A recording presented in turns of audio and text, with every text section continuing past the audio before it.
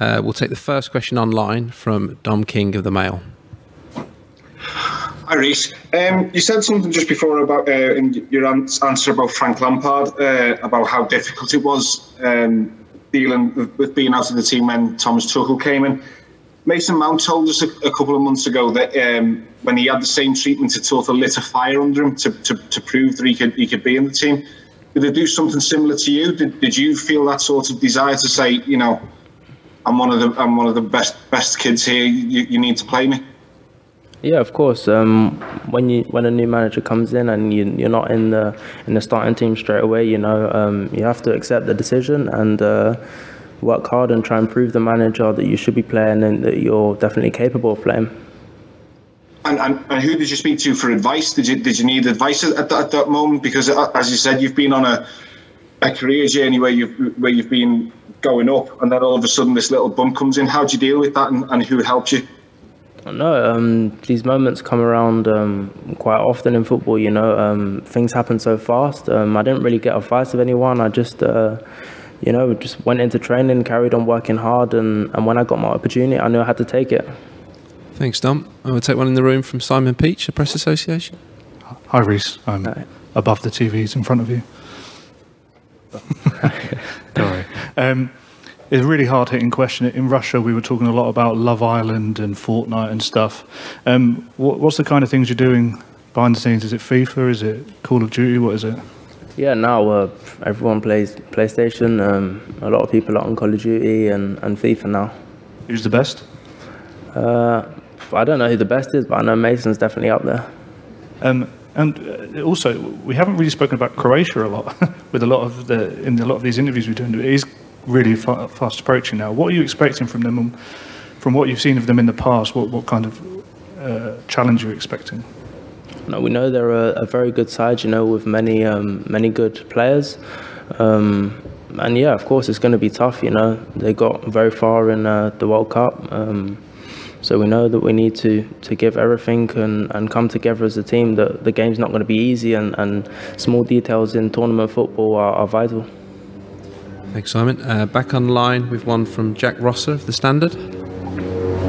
Hi, Reece. Gareth's spoken about how it's a more difficult preparation for the tournament than anyone else with the European finals and everyone arriving at different times. As well, it's an inexperienced squad at this level. Do you think that means that this is a group that's only going to improve with every game that they play together, and one that's sort of primed to peak further down the line? Yeah, I definitely think well, the more you play together, you know, the stronger we're going to get as a team and as a group. I only think time will help and benefit us and help us grow as a team. Thanks, Jack. Next we'll go to Paul Joyce of The Times. Reece, I was just wondering about how the sending off against Denmark affected you. What have you learned from that experience, and how will you take the lessons into this tournament? Well, I learned that the European referees are a lot stricter. You know, I felt it was very harsh to get sent off, but I learned my lesson, and I know that I can't afford to do anything like that again in this tournament, because it will be very costly. Did you worry at all that Gareth might hold it against you at the time? I mean, I know he showed great faith in you by bringing you into the squad when you were suspended for the 2 games, but maybe the day after, did you worry about what had happened? Yeah, of course. I was very upset at the time. You know, it's my first start, and getting sent off is obviously not the best look. But as you said, it was a mistake, and in life mistakes happen, and I had to learn from it. Thanks, Paul. Next, we'll go to Dave Kidd of The Sun. Hello, Reece.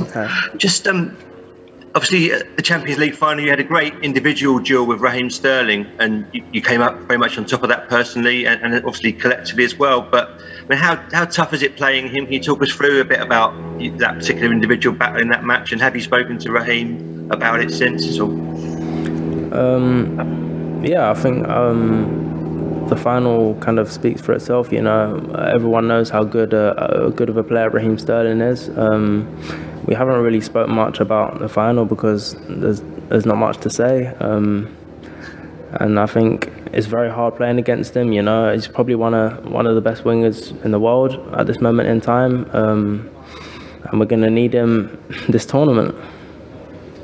Thanks, Dave. Individually, was that one of your best performances? If we're talking particularly in maybe in the one-on-one situation like that, you feel that was one of your best performances? Yeah, I'd probably say it was probably one of my best performances as well. Thanks, Dave. Next, we'll go to John Cross in the Mirror. Hi, Reece. I was just going to follow up on what Paul asked you before, just about sort of the discipline aspect. You're obviously a strong, powerful player. Have you learned in this sort of kind of season how to, really channel that energy, in the right way, in this sort of kind of, in the learning process, if you like, over this season?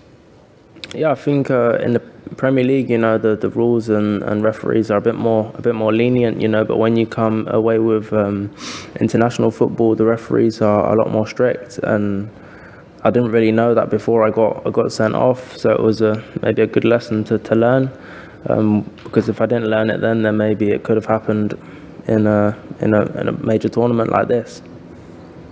Can I just ask you one more about sort of who maybe is you've had some real ding-dongs down the wing this season, but who's been your toughest opponent, do you think, for either for club or country this season, do you think, in the past year? Probably Raheem Sterling's definitely up there, and I'd probably say Mane as well. Yeah. Thanks, John. Next we'll go to Theo Squires from the Liverpool Echo. Hi, Reece. Obviously, you're one of a number of right-backs in the squad. There would have been 4 if Trent hadn't dropped out injured. I was just wondering if you'd spoken to Trent, how you found that competition. And it's one where you and Trent, it's probably going to be a long-term rivalry for this place, along with a number of younger right-backs. So how are you finding this whole situation? Well, yeah, as you said, there's a number of good right-backs in this position. And since he got injured, I haven't really spoke to him. It's obviously disappointing he's not here, but we know how much of a good player he is, and how well he's done for Liverpool and for England as well. Thanks, Theo. And we'll finish with Brian Marjoribanks from the Scottish Daily Mail. Hi, Reece. Another Chelsea teammate you could face at the Euros is Billy Gilmore. You guys made your full debut together in 2019, and you've been on some incredible journey since then. How highly do you rate Billy, and has the banter been flying already about next week's game? No, the banter's not started yet. Once we get past the first Croatia game, then I'm sure it'll probably start then. But yeah, he's probably one of the best young lads, coming through at Chelsea, and probably in the world as well. He's a great lad, and I think his ability speaks for itself. Great. Okay, thanks for joining us today. That concludes this media conference.